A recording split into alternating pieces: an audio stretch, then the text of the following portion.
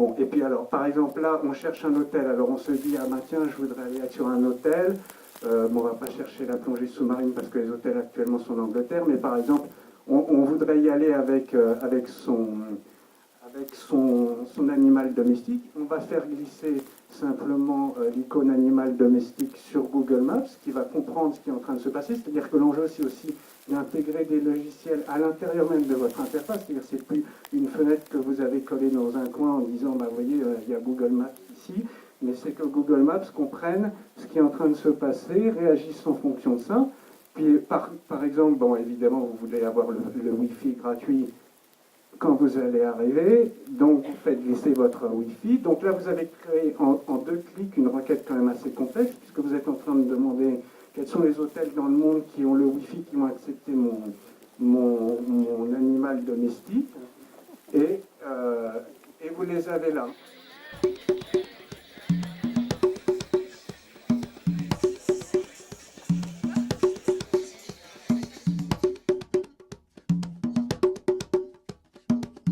Foursquare, géolocalisation. Vous voyez mon profil, à droite, il y a des badges.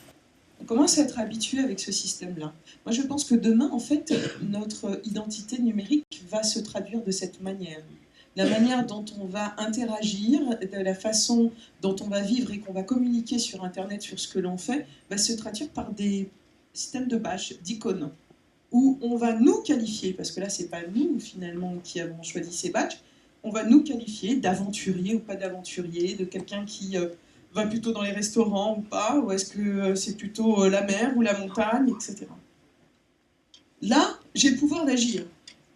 C'est-à-dire, c'est moi qui décide ou pas de checker. Ce matin, je suis arrivée, j'ai dit que j'étais ici, j'ai fait sur Foursquare, j'ai dit que j'étais en fait à ce lieu-là. Si j'avais voulu ne pas le mettre, j'aurais pu ne pas le mettre. J'aime la musique, je suis passionnée, c'est ce qui me rend humaine, justement. Je le partage, c'est public. J'ai décidé, j'ai bien dit, j'ai décidé que mes affaires familiales, que mes contacts familiales, bon, un certain nombre de choses qui sont liées à ma famille, c'était du domaine privé. Mais dans ma vie professionnelle, quand je me déplace chez un client, je ne fais pas de Foursquare. Je fais un Foursquare parce que je suis là avec vous, je suis dans un lieu public, je suis sur un événement, je le fais. Mais je ne le fais pas quand j'ai un rendez-vous professionnel, un rendez-vous avec un client, j'évite, parce que là, j'estime que c'est professionnel et privé. Et l'identité numérique est arrivée comme ça, comme un nouveau support.